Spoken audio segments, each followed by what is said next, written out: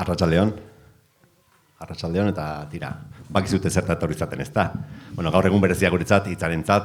Bilagarren zenbakia atera dugu, oharso bidasoko hitzaren bilagarren zenbakia, aurretik eta gero zaztuko du, Misoldoko hitza egon zen, aurretik herri aldizkariak, eta tira, 2010ko azaroko hortan, oharso bidasoko hitzaren lehenengo zenbakia egin eta zabaldu genuen. Horren arira, hainbat izan dira egin ditugun bakitalditxoak, ekintzaren bat, eta gaurkoa testu inguru horretan kokatu behar dugu. Gaur 1000. zenbakia, eta gaurko helburua da, zer egiten dugun jendartean azaltzea, biluztea pixka bat, nola egite esateko. Eta horretarako, egoki ikusi genuen, inguruan tazkagun, euskarazko tokiko Dabiden berri ematea, ze guk gure liburua zitzen dezakegu noski, baina oso aspergarria litzateke hitza zaritzea, eta horretako 1000. zenbakia ondo irakurri. Batez ere gure barrenak askatu dugulako bertan. Eskerrik asko Gurtzi. Zuei? Gidari lanak egiteagatik gaur kontan, eskerrik asko Oiartzun Irratiko Arazten Etxeberria, eta eskerrik asko Itzibarzapirain Antxeta Irratikoa. Gurtzi, gida gaitzazu. Eskerrik asko gonbitagatik. Ongi etorriak denoi, eskerrik asko etortzeagatik, eta edozein momentutan norbaitek zerbait esan baldin badu, inguru hontako eskualde hauetako tokiko komunikabidei buruz, galderaren bat egin edo pasadizo bat kontatu, edozer komentario, hitza emango diogu edo hitza emango diogu, eta tira, hasiko gara pixka bat inguruko komunikabideetako ordezkariekin, etorri dienez, agurtzen Arazten Etxeberria, Oiartzun Irratiko esataria, arratsaldeon zer moduz? Kaixo, ongi, eta eskerrik asko.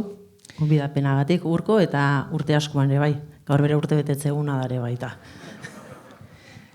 Aitziber Zapirain, Antxeta Irratiko koordinatzailea, aspaldian, urte mordoxka, ezta? Hortan? Batzuk, bai. 20. 25 urte bete dituzue, dola gutxi. Gero komentatuko du pixka bat, zuen irratien berri. Ongi etorria maingurura eta oso lasaldira. Eta urko etxebeste, zuke, zenbat urte, oharso bidasoko hitzan eta aurretik oharsoaldeko hitzan? Oharsoaldeko hitzaren hasieratik nao, beraz 2003ko gainetik, aurrelanak egon ziren, kalkula egin, 2003ko nintxe arte, tira, 23. Ez galetu mesedez, gaur zenbat urte bete ditudan, Ados, eta zorionak urte betetzeagatik, uste ni baino pixkat gazteagoa zela, ez zarragoa zela. Tira, aurre ingo dugu, ez da humore show bat hau, eta etzen dezagun tokiko komunikabideen inguruan, beraz, Oiartzun Irratia, zuek aipatu dugu Antxeta Irratiko 25 urte, zuek aurreko demoraldian betetzen dituzten 25 urte, pixkate Oiartzun Irratia nola sortu zen, zintzen ziren lehenengo pausoak, pixka bate herri bateko irratia da, eta nolako irratia da, Oiartzun Irratia. Oiartzun Irratiak 2024an bete zituen, 25 urte, izugarrizko festa egin genuen, Oiartzungo plaza bete zen, jendez lepo, eta ikaragarrizko laguntza izan genuen, herrikide, elkarte, norbanako, denak lagundu ziguten, eta egia esan goizetik arratsalde arte festa izan zen nagusi. Eta horren islada da Oiartzun Irratia dena, gaur egun, herriko Oiartzun Irratiko komunikabide bat da, oiartzuarrei hitza ematen diena, batez ere, astengabeti herritik, eskualdea, Euskal Herria, eta mundurare egiten dugu salto. Gure helburu nagusitako bada, Oiartzungo berriak plazaratzea. Historiai dagokionez, akaso ni oso txikia nintzen, entzuna dut 1989ko uztaian 7an, izan zen lehen emisioa, Lardin Gidaritzapian, Aitziber Arnaize ordo, asko lagundu zuen Aitziberreke bai, irratia martxan jartzen, eta gehoztikan,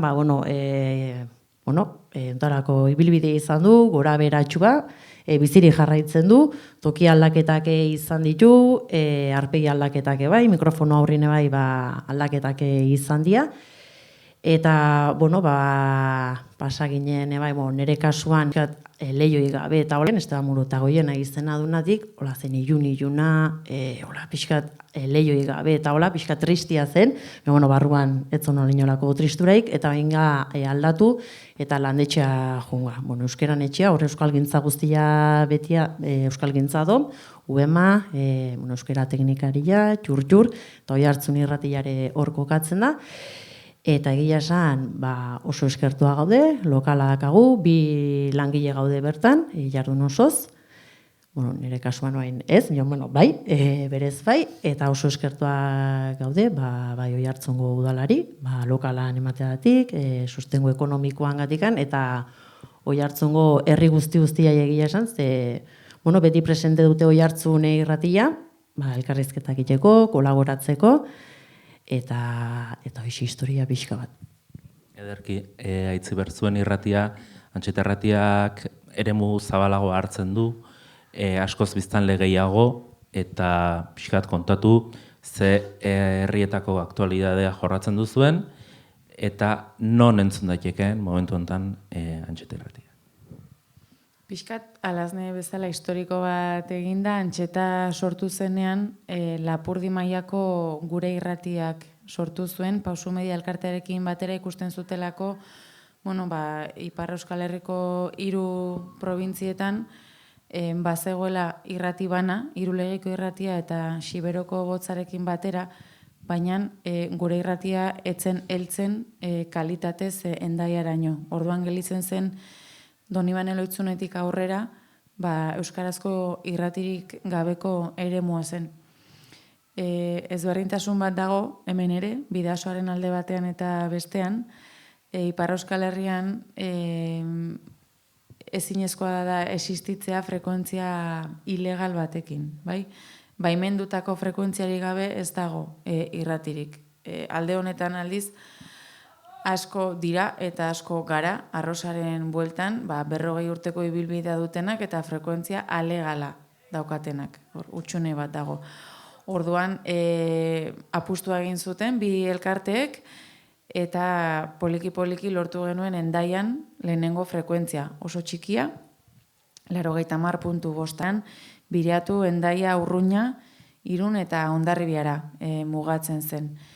Gero Patxi López lenda eta frekuentzia batzuk atera zituenen lehiaketara, eta bazeuden hor batzuk euskaraz ariko ziren irratientzat. Eta zuen lortu zenuten, baten bat? Gu lortu genuen Donostikoa, erabaki genuen etzen berezitua herri komunikabideentzat enpresentzako zen, baina guk elkarte bezala ere saiak egin genuen, lortu genuen, alabedik ere lortu zuen, besteak beste, eta urte berean lortu genuen Lesakakoa, eskolamendikoa. Orduan, gaur egun, Baztanen, Bidasoa baiara txiki hortan, Oarsoaldean, Donostialdean eta Buruntzalderaino heltzen gara, baina guk lantzen dugun informazio lokala Bortzirietakoa eta Bidasoakoa da. Ederki, eta urko pixka bat gogorarazteko Oarso Bidasoko hitzan aurretik, aipatu duzu Oarsoko hitza eta Bidasoko hitza, baina hoian aurretik ere Lezon eta inguruko herritan ere bazoden beste tokiko komunikabide batzuk, pixkate aipatu daitezke, akaso? Herrialdizkariak. Hori da? Lezon Urrats, Pasaian Branka eta Errenteria horretan Lauizetara. 2003ko ekainean sortu zen, Oarsoaldeko hitza, eta pixkat izan zen haien oinordeko edo. Hor 2 gauza batu intzien. Bat, 80ko hamarkadan sortu ziren, bukaera hartan, 80ko hamarkadan bukaeran sortu ziren herri aldizkariek hilabetek ere izatetik, maiztasun handiagora pasatu nahi zuten. Taldi berean, Euskaldunen Egunkariak tokiko informazioa landu nahi zuen, tokiko hedabideak sortuz. Behar eta nahi horiek bat egin zuten, eta horrela sortu zen Oarsoaldeko hitza 2003ko ekainean. Tartean baina, 2003ko otsailean, Euskaldunen Egunkaria itxi egin zuten polizia operazioa ontzen. Eta horrek nolabait, zainteke, orduko asmoaiek, bertan bera utzi beharrean, indartsuago, aurrera egiteko gogo gehiago eman zien, orduko hartan, horren bultzatzen izan zirenei, eta 2003an sortu zen Oarsoaldeko hitza. Baina aurrekariak dazkagu euskarazko tokiko edabideetan, dazkagu Labizetan, Lezon Orratzen, eta Pasaian Branka aldizkarian. Gaur egun, asteroko aldizkaria da, Oarso Bidasoko hitza, baina 2003ko ekaini hartan sortu zen Oarsoko hitza beste formatu batekoa zen, eta maiztasuna ere desberdina zen, egunkari bat zen, nolako komunikabidea zen, hastapen haietan 2003an. Bai, hasierako hartan, Ilaia egunkaria zen, hau da, astertik ostiralera publikatzen zen, horrela denbora desintezion ginen, gero pesaginen publikatzera astertetik ostiralea, eta gero aurrerago, urratxak egon ziren, Bidasoko hitzarekin bateratzea, ondoren astekari, egunkari formatuko astekari izatera pasaginen, geroago aldizkari itxurako astekari izatera pasaginen, eta hor formatu eta itxura eta eduki aldaketa desente izan ditugu, eta tartean, horren guztiaren tartean, internet. Hori da, hori galdetu nahi nizun, ze aipatu dugu paperezko eskaintza, baina webean eguneroko aktualidadea webean ematen duzu eta hori nola ematen duzu? Gure egunkaria interneteko edizioak dira. Gaur egun 2 webgune dazkagu, bat Bidasoko 2 herri lantzen ditugu bertan, Hondarribia eta Irun, eta bestean Oarsoaldeko webgunean, Oarsoaldeko 4 herriak. Gure egunkariak webgunea da. Astekariak gaiak beste sosegu batez, beste mimo batekin, kolaboratzaile dazkagu, ilustratzaileak, argazkilariak, denbora pasak, lasai eta iraunkorrean irakurtzeko euskarria da, astekaria. Gaur jasotze dute, baina nik uste gaur asteartean edo ostegunean irakurtzen bani bada, igual edo antzeko izan daitekela. Antxeta Irratia Iparraldeko Euskal Irratien Federazioko parte da, eta horre ere webgunea dula ez asko berritu duzu, eta hor Antxeta Irratiak eta Euskal Irratiek webean eta interneten nolako eskaintza egiten zuen? Azkenan Urkok esan duen bezala, tendentzia aldatzen ari da, eta uste dut euskarri bakoitza saiatzen dela bereari eusten, idatzizkoa, irratia edo ikusentzunezkoa, baina gaur egun sarean ez balin bazaude, apenas existitzen zaren. Orduan, Euskal Irratiek irailen apustu handia egin zuten, tokiko irrati guztiak bateratutako webgune bat, iparraldekoa, sortu zutelako. Hau igual, hemendik ikusita, bitxia da, zeren segurazki garaian txikia den komunikabide batek bazeukan Euskal Irratiak bezalako komunikabide edo webgune hobea, baina baliabideak ezberdinak dira oso, ipar eta hegoaldean. Orduan, Euskal Irratientzat apustu handia izan zen irailan webgune indartsu bat ateratzea. Eta horra aurkitzen dira, beste edozein komunikabidek ematen dituen eguneko albisteak, podcastak, eguneko gonbidatua, goizeko magazineko gonbidatua, eta geroz eta gehiago ere azken ordukoak ere. Gero, pixkat beste gai bat, Urkok aipatzen zuena, da txikitasuna edo txiki izatea, eta tokikoa eta txikia izatea. Zuek Oiartzun irratian, zuk nola bizi duzu, irrati edabide euskarazkoa, txikia eta tokikoa izatea. Zeintzu dira abantailak? Nik abantaila besteik anetut ikusten.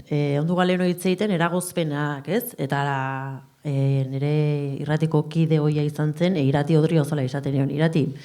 Eragozpenik ikusten aliozu, tokikoa, txikia izatea, eta bilek hasi zerrentatiten, ez ginen nioa iristen, ze denak abantaiak besteikan egiegitan bihotzez ikusten ditugu abantaiak besteikan ez. Edozein personari deitu jogula edozein, Oiartzungoa ez dena, denak preste ondu dira, harrituta dena egin izan gabatzutan jo, eta baiezkoa mandigute, jakin gabe ezer gehiago, o galdetu gabe ez, noiz botako zute elkarrizketa, o zeintza, o zein da zuen web horria, eutalako konfiantza jaso dugu beti, txikitasunetik esan bezala ni ustez Oiartzun irratia oso handia da, hala sentitzen dut nik behintzat, esan dut prestutasuna, jendean aiekatik, hasieratik. Txiki, bi langilea hitzen eta lehen sare sozialak aipatu dira, eta hor, nahi kostatu nahu asko, baina ja aldatu india modak, eta baina inberdia bideoa grabatu, editatu, eta pegan bat atetzeko, netzat hor denbora asko juten hau, hoi dena egiten, poliki jungo nazta, akaso beste norbait egongo baldin bazen lantalian, errexagoa izango zen, behak ingo balitu lan horiek. Bion bestela, moldatzen eta oso guztua gaudela. Ederki, gero, beste kontu bat hor da txikien arteko elkarlana eta sareak eta abiazuka itziber baitare arrosa irrati sareko koordinazioan ikusi dituzunak irrati txikien artean nolabait ere sare bat osatzeak elkarrekin ere ekoitzializatea, adibidez, Zebrabidea bezalako magazin bat irrati guztientzako, adibidez, irrati txikientzako arrosa sareak nolako balioa duela, zer nabarmenduko zenuke? Azken batean, arrosak eskaintzen duena da parrilla osatu alizatea, ez? Euskal Herrian existitzen diren irrati txiki gehienek ez dute langilerik, kolaboratzaileak dauzkate, herrian gazte asanbladan edo herriko gazte taldeetan sortutako irratiak dira, ez orain gainera, gehienak 80. hamarkadakoak dira, ez? Orduan alde batetik jakin izan dute belaunaldi aldaketak gainditzen, ez da bat ere erresa, eta azken batean arrosak eskaintzen diena da edukia. Bakoitzak igo dezake arrosako webgunera ekoizten duen hori, edo nor jetxi lezake, eta horrez gainera esango nuke badela 15 urte inguru, gutxi gora bera, Zebrabidea magazina ekoizten dela, astelehenetik ostiralera arratsaleko 4:00 6:00. Alabedin, Gasteizen sortutako magazin batzen, eta gutxinaka hasi zen elkarlan bat Alabediren artean, Infozazpi garaian, Infozazpi zena eta Antxetaren artean. Orain naiz irratia da Infozazpiren oinordekoa, esan dezagun, ez? Eta gaur egun, azkenengo 3 urteetan edo Antxetatik eginda, aurretik Antxetatik eta Gasteizetik, eta gaur egun naiz irratitik Donostitik, eta gure irratiko Lapurdiko Uztaritzeko estudioetatik egiten da. Urko, elkarlana edabideen artean, batzuk esango dute gutxi egiten dela, baina badago, eta ez da bakarrik elkarlana. Gero da baita ere, eskualdeko eragile, baita ere herri mugimendu, erakunde, kolaboratzaileak baita ere, egunotan aipatu duzu, baita ere, 1000 zenbaki egiteko, ze garrantzia duen kolaboratzaile sare sendo bat izatea, nolait ere, ez duela bakarrik erredakzioko talde txiki horrek bakarrik egiten zuena bezalako komunikabidea, ez? Urko pixkat azaldu horren inguruan zer dakozan esateko. Ni kolaboratzaile sare baino konplize sare handi bat dakagula esango nuke.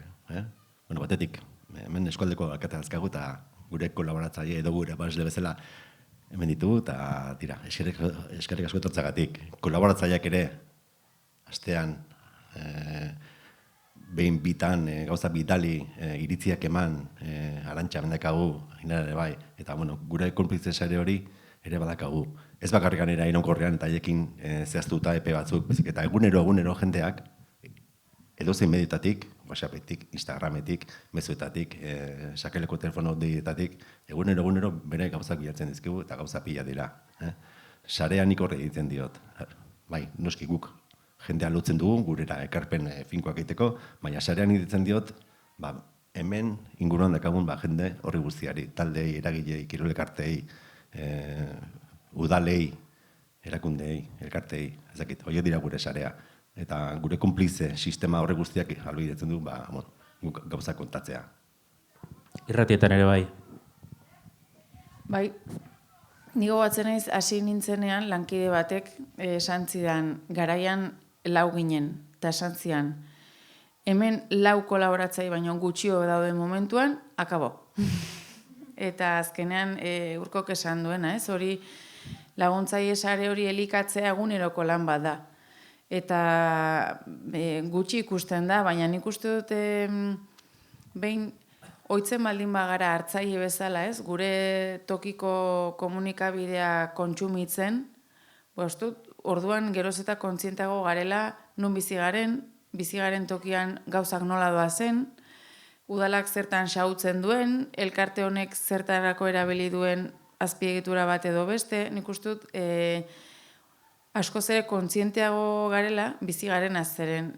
Gu bizigaren herrian, askotan kate publikoa pizten baldin badugu gehiago daude Parisera edo Madrilera begira eta ez etxeko gauzei begira, ez? Orduan benetan jakin nahi baduzu zer gertatzen ari den, uste dut lehenengo gauza dela tokian tokikoa kontsumitzea eta behin errota horretan sartuta, entzuleak edo hartzaileak ere hasten dira informazioa bidaltzen eta parte hartzen eta hori eguneroko lana da. Eguneroko lana egiten duzu, lan garrantzitsua, egunero. Galdera da, aitortuak sentitzen zarete, herritarren maitasuna iristen zaizue.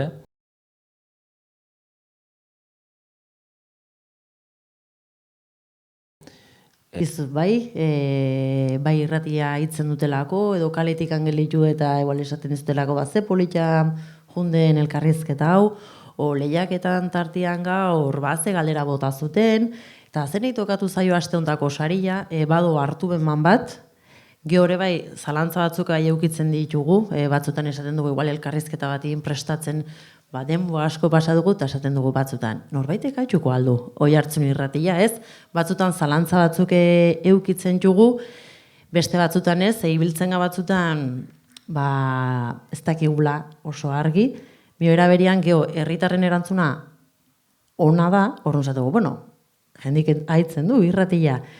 Bion maitasun hoi eunero, eta batez ere gure entzule amonan eskutik, eunero, musuak, besarkadak, eta denetik ematen haitzenga, eta oso maitatuak sentitzen ga. Oso politia da. Zuek jarraitu kontu egiten. Gure zalantza, ez? Nor dago bestaldean, ez? Egiten egan testu horren hau norroitek irakurriko du, esaten egin ditzen honi norroitek kaso ingo dio, edo bideo honek eragina izango du nonbait edo norbaiten gan, batiko zalantza, ez? Maitasuna, ez dakit maitasuna den, baina tira, errekonozituak sentitzen gara askotan. Ez bakarrikan interneten dazkagune atxekin dutekin, eta komentarioekin, eta bestelakoekin, baizik eta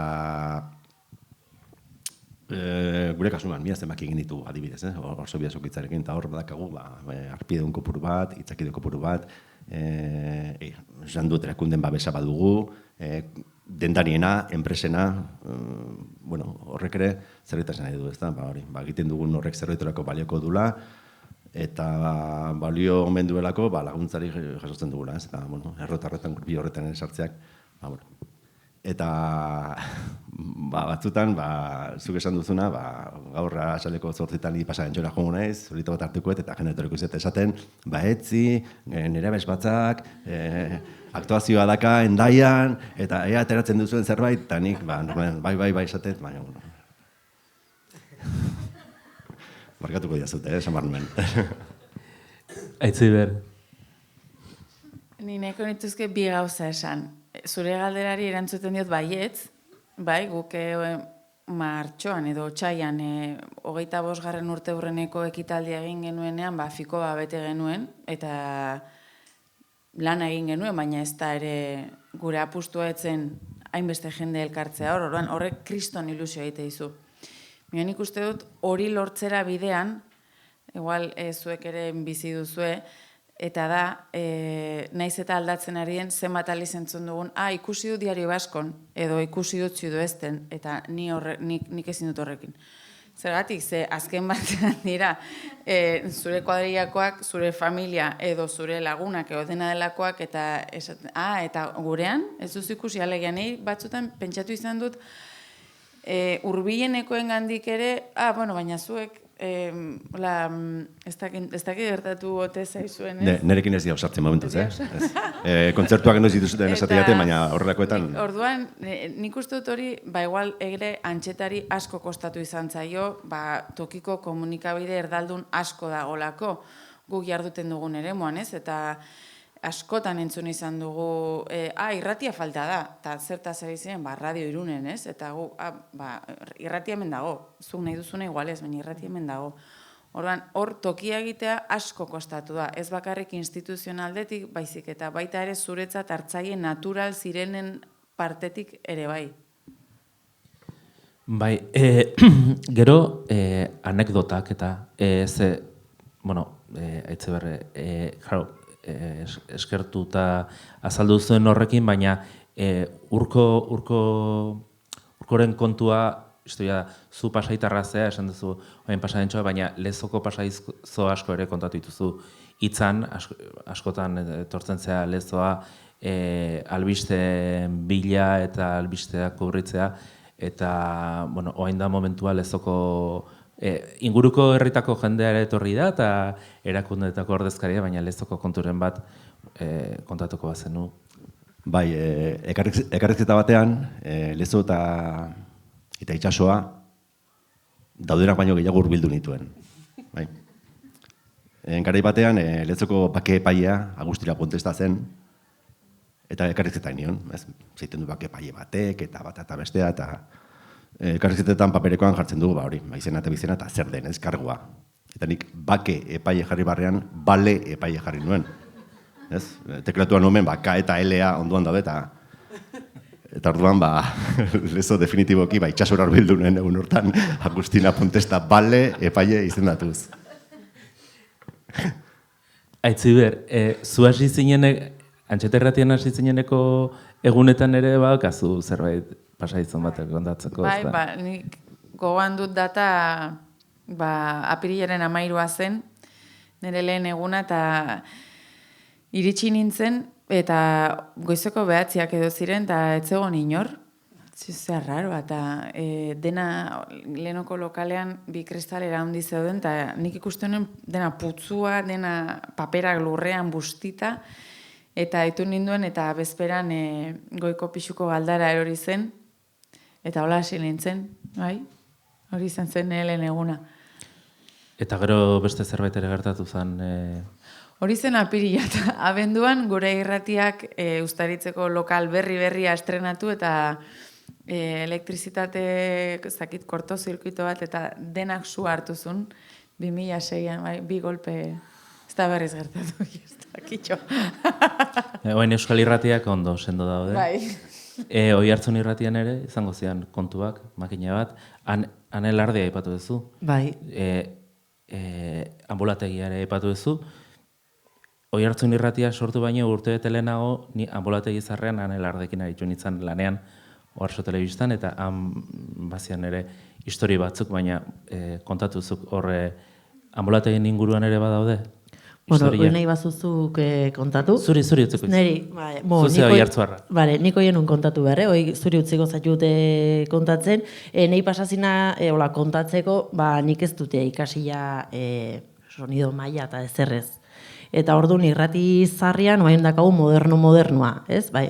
Botoi berdia, eta gorria, eta grabazioa, bakizu, ze botoi eman berri oso mino. Orduan genuen mai bat, erraldoia zen maila. Eta, karo, orduan hor ikasten joan bergenun, bakoitza, jarri eta proebakin eta ikasten joan. Eta orduan zon, Mirari Martiarena, nerekin, erakutsi zila, eta honei eman beriozu, eta honei, eta puntik hartu, eta egun batin, tokatu zin, arratsale batin bakarri jutia, eta elkarrizketa bat ikia. Eta grabatzeko mogun jarri, eta pentsatzen dena ongi zola, eta hitz egiten, bagoen hasikoa, eta galdera okauek izango dira, eta ja, hola egiten. Eta patin telefonua irratikoa, eta alaz, zuzenin zazte, haiginen berez grabazioan azena, zuzenin emititzen, eta izan zen, ongi ikasi behar dut, alako ikan berriro ez gertatzeko. Eta gero, milaka histori gehiago daude, nahi bali mazuzu kontatu. Ez, jarraituko dugu, gaur ez nago ezer kontatzeko, moderatzeko edo. Kontua da, etorkizunari begira, gainean daukagulako elefante hori adimen artifizialarena, eta hor egunero aipatzen dira kontuak, egunero erabiltzen dugula adimen artifiziala, zer eragin izan dezake, zuena bezalako tokiko komunikabidengan adimen artifizialak, Urko? Herri aldizkeretan ginenean internet iritsi zen. Gerora sare sozialak iritsi ziren. Hemen da, adimen artifiziala hemen da. Hasieran beti internetit, eta sare soziala eta erreparoz, eta beldurrez, eta agian freno bota eta begiratu diegu, baina sartu gara. Ikasi dugu, sartu gara, ikasten ari gara. Eta adimen artifizialak, nik uste dut gauza guztiak bezala, ondo erabilita, guretzat baliagarri izan daitekela. Aitziber? Nik uste dut Urkok esan duela, ez? Ondo erabilita ezin dugu beste aldera begiratu. Hemen dago, beraz guk ere oharkabean sartzen zaigu gure bizitzetan. Eta guretzat antxeta bezala askotan berriak egiten duna izan ohi da referente.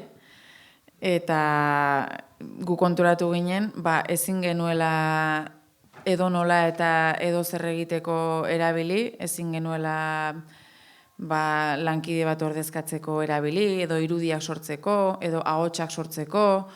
Orduan, horre ekimenen barruan ere, hainbat eztabaida eman dira, hainbat formakuntza eskaini dira, eta nik uste dute saiatu behar duguna dela bidelagun bilakatzen, baina bereziki ongi erabiltzen ikasi, ez? Hartzaileak jarraitu ezan pentsatzen egiten dugun hori fidagarria eta kalitatezkoa dela, ze ziria sartzen aldigute eta sartzen digute egunerokoan. Alazne, zu nolait ere irratia zona herriko jendeak zuek ezautzea hartu eman hori fisikoa, egunerokoa, horrek ere nolait ere jartzen du baitere adimen artifizialaren aurrean nolait ere aukera bat, esan ez gu hemen aurrez aurrea igea, eta ez dakit ulertzea zun. Desberdina izan daiteke hori, hain hartu emana izanik egunerokoa jendiakin, pixka bat adimen artifiziala, zuek ikustea pixka bat aparte edo, nola? Nahi beldurra handia ematen hau, adimen artifizialak, nahiago dut urruti, nahiago dut kontaktua jendiakin, personakin, tresna batek izan daiteke, gauzak arintzeko, baina nik nahiago dut hori ez ikutxu, eta ez iristiare irratira. Langileak ez ordezkatzia, ahotsak ez, aipatzen zen, baina nik irratian bai deskubritu dute adimen artifiziala, web orrialde bat, eta gelituna arrituta, ze gauzak iten joan. Eta konturatu naz, kontu zibili bergala, ze eraberian elkarrezketa bat preparatzeko garaian, edo ez, prestatu egiten zu, irakurri egiten zu, eta adimen artifiziala bat egiten dizu, testu bat hilo, eta galderak egiten dizkizu. Eta kontu zibili bergaz, ere ustez, zaindu berda, gaia, zaindu berda elkarrizketatzen dugun pertsona, orduan, ni netzat, adimen artifiziala, eta hoxo. Ez dakit entzulen artean, horri xerita zaudenen artean, norbaitek zerbait galdetu nahi duen, horren inguruan, edo beste zerbaiten gainean, hitzaren mila zenbakien bueltan, edo... Bestela Urko, nik zuri galdetuko izut, beste zerbait. Uste egunotan, kaso baten batek ere galdetu izu, eta ez da erraixa erantzuna. Mila zenbaki hauen ondoren, beste mila, edo... Ez dakit, darantzuna. Esango nuke, hemen hasiko nitzateke hitz ponpoxoekin esaten mila eta horrea, baina ez dakit. Papereko prensak, gero eta irakurle gutxiago dazka. Hori demostratua dago. Eta ez dakit zer punturaino irango duen paperak. Guk behintzat, hortan jarretuko dugu, 1000, izan ditezela 2000 ere bai. Ez dakit. Formatuak aldatzen dira, baina funtsean, kazetari bat bere herrian gertatzen denen inguruan tokiko informazioa ematen, hori oinarrian ez da hainbeste aldatzen. Gero irratia ere aspaldi esaten zen, dula horta asko esaten zen, irratia hilko da, eta ikusten da, datuek Euskarazko irratien entzule kopuruak daukagun euskaldunun komunitaterako, hau da, euskaraz hitz egiten eta ulertzen duen jendea zenbat garen aintzat hartuta, euskarazko irratiek sekulako hartzaile ugari eta entzule asko dituzte, orduan, Aitziber, irratiak etorkizuna badu, ez? Nik urko bezala. Nire ustez, bai, nik uste dut, ez dakitzu gertatzen zaizuen, nik telebista ikusten duenan aserretu egiten naiz, irudi batzuk ikusten, orduan irratia asko zen esago sartzen zait. Baina egia da irratia badela askotan oharka bentzuten da, hor dago, konpainia egiten, edo autoan sartzean piztu eta agian ez duzu arreta bereziri jartzen ere, baina hor dago irratiak ez du esfortzurik eskatzen. Piztea besterik ez, orduan nik egia da, lanean daramatzat 20 urte eta beti entzun dut, irratia desagertuko dela. Eta orain Antxeta irratia dago FM-an eta daukagu frekuentzia digital bat ere. Orduan ez da bakarrik ez dela itzali, baizik eta oraindik desagertu ez den FM-ari aurre hartu eta digitala kakotxartean inposatzen ari zegu, hain zuzen ere etorkizun bat ikusten diotelako, pentsatu nahi dut. Alazne, gero, Oihartzundik kanpoko jendeak ere, webgunean ere saio batzuk eta entzuten ditunean eta olako jasoko zen ituzten, ez? Mezuak eta Oihartzundik urruti bizidan Oihartzorren batek entzutea eta hori nolait ere abantailtzat ere hartu daiteke, ez? Bai, eta izugarrizko poza, ze Oihartzunarrekin postenga, mi imaginatu Oihartzunarra ezten batekin, esaten dugu, babitu Oihartzun irratiko elkarrizketa batu du, eta esaten duguna lehenu ez, duda hori eukitzen duguna, Oihartzunen ia norbaitek entzuten, eta imaginatu Oihartzundik kanpo norbaitek aitzen baldin badu, bai, guretzako postasun handi bada, eta ikustiare bai, ez pentsatu Oihartzunen bakarrik Oihartzuarrak, elkarrizketatzen ditugunik, Oihartzuarrak ez dinak etortzen dira, orduan behaien artean bai, zabalkunde hori eoten da, eta eskertzen ditugu noski baietz jasotako mezu guztiak. Bueno, zalantzak badaude, adimen artifiziala hor dago, baina, tokiko komunikabideen abantailak aipatu dituzue, jendearengan gertu eta hartu emaban hori, eta, baikorrak ere, izateko moduan gaude, ez? Ni adibidez konturatzen naiz, behiratzen dudanean, edo hitzein izan dudanean, gurearen antzerako hizkuntza gutxitutako beste komunitate batzuekin, eta euskaraz daukagun komunikabide sarea eta euskal komunikazio esparrua nahiko indartsua da, tokiko komunikabideen aldetik, eta komunikabide nazionalen aldetik, irratia, telebista, egunkaria, interneteko hedabideak, hedabide digitalak ere badaude. Interneta da, oraindikan ere, jendeak jarraitzea gureak entzuten, jarraitzea irakurtzen, Sudoest eta Diario Basko baino ez baizik eta Antxetan begiratzea entzutea hori, zer gehiago esango zenukete, ze ametsa adibidez, aipatu duzu zaila dela jakitea. Hori ere, ikus-entzunezkotan eta hola, aurrekoan batek esaten duna, beti aipatzen dut azken aldian. Orain esaten dena, 5 minutu barru, akaso ez du balio. Hala ere, zuen tokiko komunikabideen esparruan, zuenak eta ingurukoei begira, ze amaitxe dauzkazue, Urko? Uste nuen arrazenkin hasi behar zinela. Komplikatua, ametxetaz hitz egitea komplikatua da. Gu ere oso errealitatean egunerokoan bizi gehalako, eta egia esan amesteko tarte gutxi izaten dugu. Egunen bizi gera, gaur badakigu zer egin, bihar tira, eta etzi ezakigu zer egingo dugun. Baina amestu ere amesten dugu, eta gure misioa omen da, gure abintzat, ahalik eta jende gehien, euskarazko, tokiko informazioa irakurtzen, eta lehen irakurtzen bakarrik esaten genuen, eta lehen irakurtzen eta ikusentzuten jartzea, ez? Eta nik uste gure ametsak hori zamardura horrendik ere. Ikusiko dugu nola, paperekoarekin, internet, sare sozialak, baina ahalik eta jende gehien, gure gaso bintzat, tokiko informazioa, jendeari gertatzen zaizkien gauzak, jendeak esaten dituen gauzak, herritarrek esaten dituzten horiek, euskaraz kontatzen jarraitzea. xume guretzako da, eta, bueno, ametsa baino,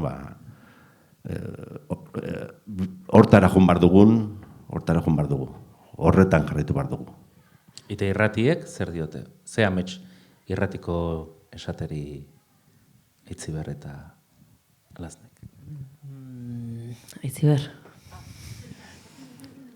Ni pentsatzen nintzen, nik nire ametsetako lana haukat, nik euskaraz lan egiten dut, giro honean lan egiten dut, baldintza honetan lan egiten dut, herrian lan egiten dut, kakotxartean nahi dudan egiten du lanean, ez dute enpresa hierarkiko batean lan egiten, orduan ametsak aipatuta guk askotan aipatzen dugu, daukagun hau atxiki ez, mantendu dezagun, ze talde kohesioni esker eta denok lanera gustora etortzari esker lortu dugu iristea 25 urte betetzera, pozik joatea denak lanera, lehen ginena ikusita eta orain noraino heldu garen, nik uste dut horrek ere baduela ametsetik, ez? Nik ez duen inoiz ere pentsatuko gaur egun daukagun lokal berria, daukagun webgunea, uste dut loraldi batean gaudela.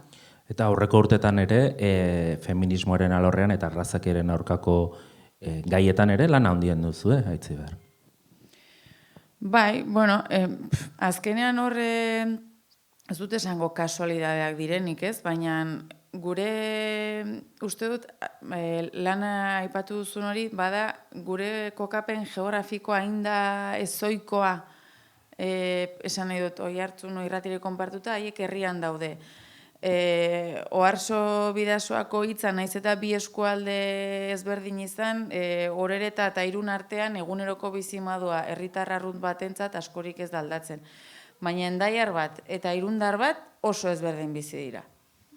Orduan horrek eramaten gaitu ezagutzera gure komunitatea eta horregatik esan genuen, hemen, zesango izut, alardea mahai gaineratzen baldin badugu, berdintasunarekin badago zer egin.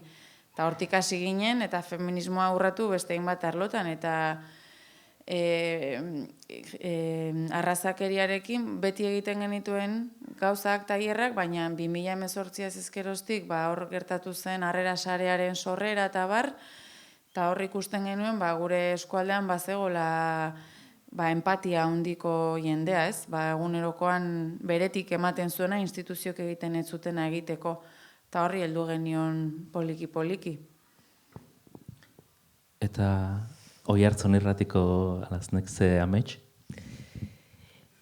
Amets gutxi egitekoa naz, erun uste Oiartzun irratian laningo nunikan, lanin, Oiartzun irratian, berez hasi nintzen publizitate lanakin, hitzan nituen praktikak, bizitza nola den, gaur hemenoz eixeita, eta ametsa personalki, hobetzen jutia, lasaiago itea batzutan elkarrezketak, eta irratiai dagokionez, esan zuten eskauze positiba den. Bino egia esan, irratia holaxe jarraitzia, esan dugun bezalaxe gutxi dugulako kejatzeko, tokiak agu, toki goxuak agu, jende jatorrak agu inguruan, beti laguntzeko prestona, eta ametsa, holaxe segitzia, egia esan.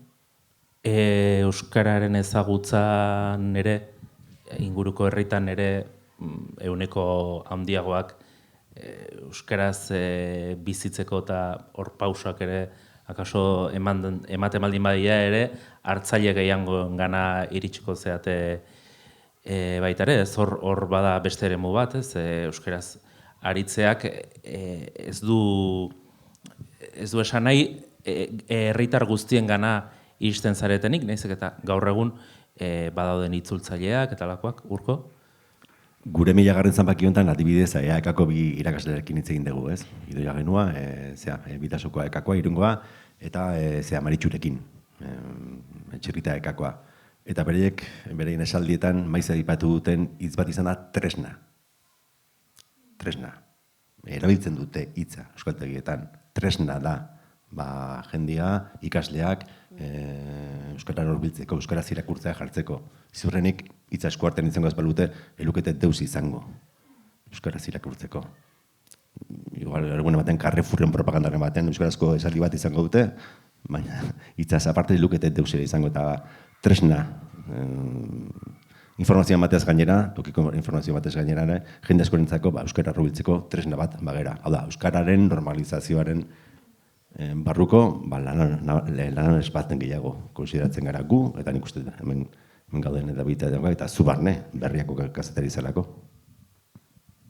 Ez dakit norbaitek zerbait galdetzeko aukera oain izan daiteke, edo bestela ja akaso zerbait jatea eta edatea izan daiteke pauso bat, norbaitek zerbait kontatzeko, galdetzeko, esateko.